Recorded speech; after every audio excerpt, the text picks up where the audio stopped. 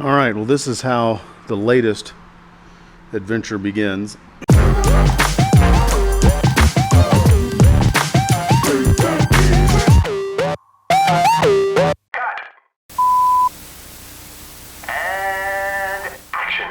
guess this is how it begins at my shop. I spent the better part of 45 minutes extracting this out of a very crowded basement here in Ohio, up a very narrow, steep set of stairs, and with the help of 3 other grown men, got this heaved up into the back of the truck. Not only did I pay what I thought was a very reasonable price for what this is, the guy gave me some money back just as a thank you for helping to get this stupid thing in the truck and out of here.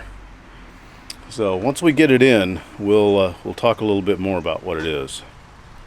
Hey everybody, welcome back to the shop. I'm James, and today we're going to do an intake inspection on a new tool that we have purchased. This came out off of the one of the social media sites. And social media sites are always fun because neither one of you knows what each other is like. So you try your best, to put your best foot forward. Whenever I am responding to an ad, if I have questions for them, I ask them up front, and then I say something like, I would love to come and see this. My schedule is very flexible. Here is my phone number. You can message me. You can call me. Let me know what is convenient for you. I made contact, fairly soon after this went up, and didn't hear anything. And then later that night was told, there's somebody coming to look at it in the morning. I'll let you know what happens. And I said, I'll be standing by. You just be as nice as you can. And so the next morning, I got a message at, 10 after 10. This guy hasn't showed up yet. Are you still interested? I got to get this out of here today. And my reply was, I can be there in a half hour. Was able to go down and take a look at this. It was in the basement of a house, probably a 40 to 50s style house, very narrow stairs. It was in the basement, and it took 3 grown men, a dolly, and a hernia to get this thing up those stairs. And then we had a 4th guy come along, and we were able to kind of manhandle it in the truck. Friend of the channel, Jay, was kind enough to come over, and he and I got it out of the truck. And then this is, for the most part, this is how it came. I did put the motor back on and tested the motor. The motor works. I have not run it with the blade on it. Again, I want to see what this thing is like before we do anything to it. So I'm going to tell you what I know. I'm going to try to be as coherent and as logical as I can. So yeah, you might want to grab a beverage. Anyways, this was advertised as a 103-year-old bandsaw, and that's all that it said. Basically, that it was functional and that the guy wanted to get rid of it. There is a plate on it that says Patterson Tool and Supply Company in Dayton, Ohio, and they're not the manufacturer. At the moment, I don't have any idea who the manufacturer is. I'm telling you what I know from what I can see on the face of it.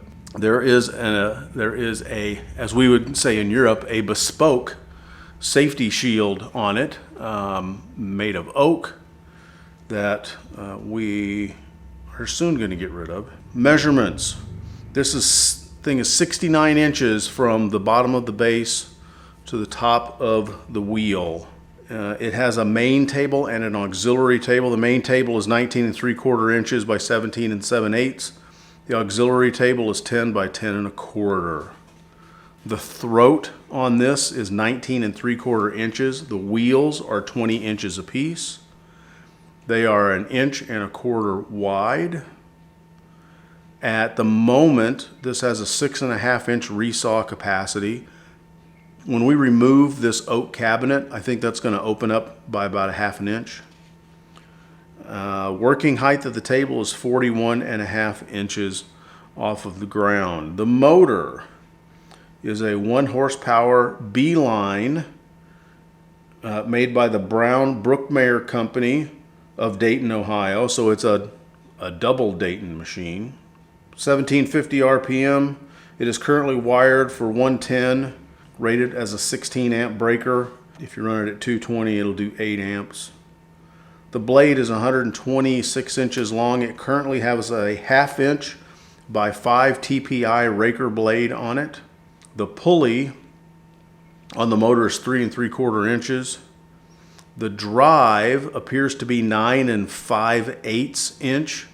It's kind of difficult to tell because there is an outside wooden wheel that's 11 5/8 of an inch across, and then there is a 2-belt pulley that drives the lower wheel. Now it was mentioned to me. Here's the history that I have on it. This gentleman had this saw for 35 years. He said he's probably put a total of an hour's worth of work on it. He said it's moves a lot of air, dust flies all over the place, and he had a fairly well equipped woodworking shop in his basement that I could tell. He got it from a gentleman somewhere north of here, I believe. He told me the town and I promptly forgot it because I was trying real hard not to die as we were moving this thing out of here. He said that the guy that he got it from, it was his dad's bandsaw. So now I don't have any idea other than that what the history of this is.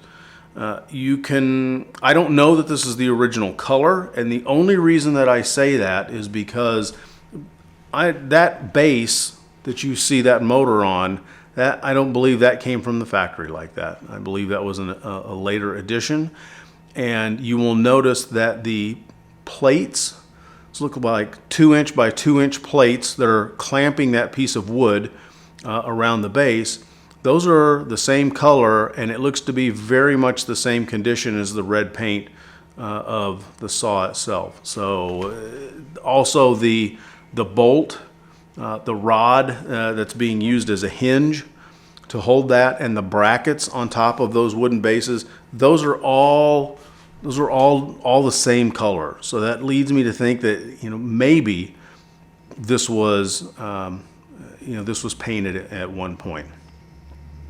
Who knows? We're trying to, we're going to dig around as much as we can and find out what we can.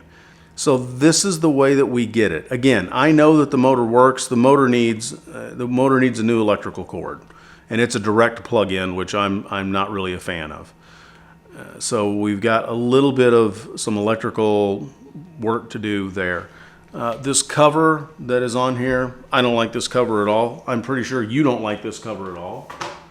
I'm sure someone was very proud of it at some point, but we're going to make something more commensurate with, with the time frame. We have the manufacturing capability here to do something a little bit better than that. So one of the first things that we're going to do is we're going to take this wooden cover off, and we're going to get a better look at this saw. So what I'm going to do is, as I mention these measurements, I'm going to try to show them to you on where the saw is on a side screen, and then I'm going to try to do some B-roll footage and try to show you, more so what we're talking about. It's a great looking machine, even with this, kind of ugly oak thing on the front of it. This is going to be a lot of fun. I think this might be key to at least zeroing in on where it has come from. I think that will be part of it. And then perhaps this part here, this combination of this oiling, I'm guessing that's an oiling hole. and then this is the tilt adjustment, and then this is the tension adjustment for the blades. I think that'll kind of help us zero in on what we think it is. I had some belts, but they're for this configuration they're a little too loose. I got like no tension whatsoever in that, so we will be perhaps off to the auto parts store. I don't know, we'll see. I'm going to do some math too, so I can see if I can't kind of figure out what we think the RPM is on this. And, you know, if we have to go up or down, you know, we'll maybe change a pulley size and get it into the, you know, get it into the right range for woodworking, because that's what this one is going to be. Because once we get this one up and going for woodworking, then we have a couple of ideas how we might be able to get the old Craftsman, maybe get it down and to do just metal, just to do, you know, cut aluminum, because we're starting to do a fair amount of aluminum cutting in here. So anyways, that's what I have at the moment, and we will, like I said, we're going to start prowling the interwebs. I've got the frame number for that motor as well.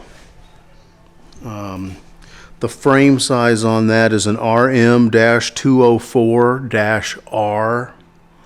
So we're going to look at that. And then I think when we're doing our general, you know, disassembly and cleanup, we're going to look at getting that, perhaps getting that oak mounting rod, that whatever that arrangement is down there on the bottom for the motor. Maybe getting that worked. Maybe we can, you know, maybe we can relocate.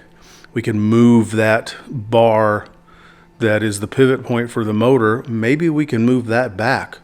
If we move that back an inch or so, will that then give us enough tension to drive those pulleys? I don't know. We'll see. I'm just kind of, you know, talking out of my head right now. Anyways, yeah, good score. That is we're just going to call it until we are able to figure it as something else. The Patterson 20-inch bandsaw, circa 19 teens. Cheers. I hope you found this episode educational or entertaining, or maybe even both. You might want to check this one out as well. Be sure to hit the subscribe button. Hit the little bell to be notified when new videos drop. And if you got comments, make sure you put them down beneath the sermon notes. Thanks for hanging out with us here at the RATTLECAN Fab Shop. Y'all have a good one. Cheers.